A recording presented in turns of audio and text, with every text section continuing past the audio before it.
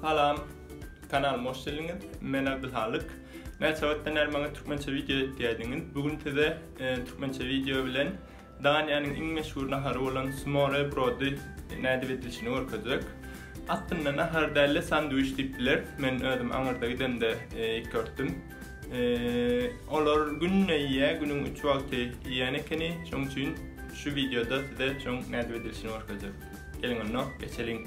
Gerekli datlar buhanka, meske, kalvasa, salyami, salatnissa, petruşka, yumurtka, pomidor, hıyar, sıyır, olivye, zeytun yağı, kızılvurç, susam, karavurç, chia tohumu, dud ve şulan hemmesini ýeri alyp aç.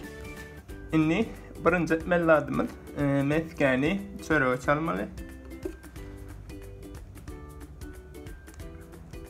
Small Brodyň manysy meskeli çörek diýmek ekeni. Şoň üçin şu naharyň iň esasy iki zady, şu sandwiçiň ýa-da Daniýanyň sandwiçiniň iň esasy iki zady meske biram neme çörek. Şoň üçin ykjam gowy meske çalmaly. Näle? Inni üstüne zatlaryny oýtýar.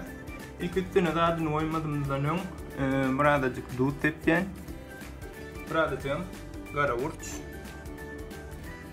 birazajyk kızılvurç. Şimdi men ilk çörünüş etsek 3 tane ilk kaşık birinci salatnissa, ikinci salami, üçüncü de kalvata, alviye,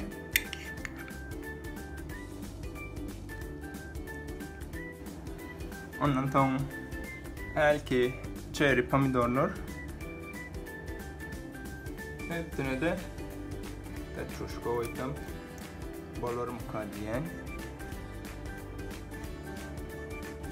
bolle, üstüne tepmeler ondan tepecek. Ni buna belki hıyarlan şu ultunu,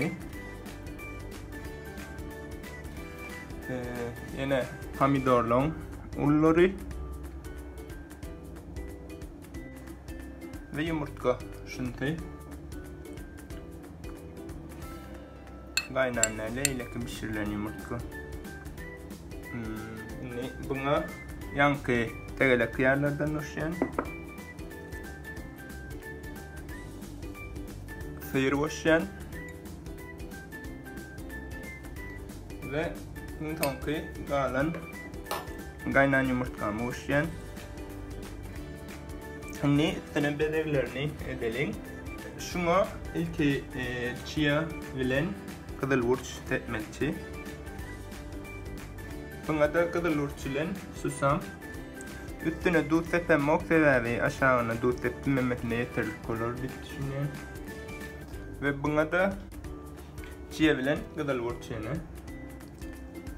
Hemmesinin üstüne de birazcık karavurç.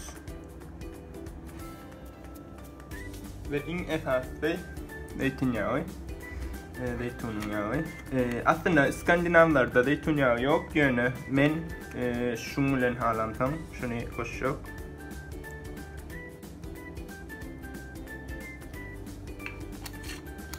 Ve inni valık yeme vakti.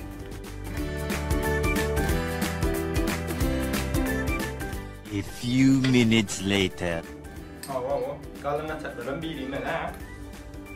Näme? Ui, awalım.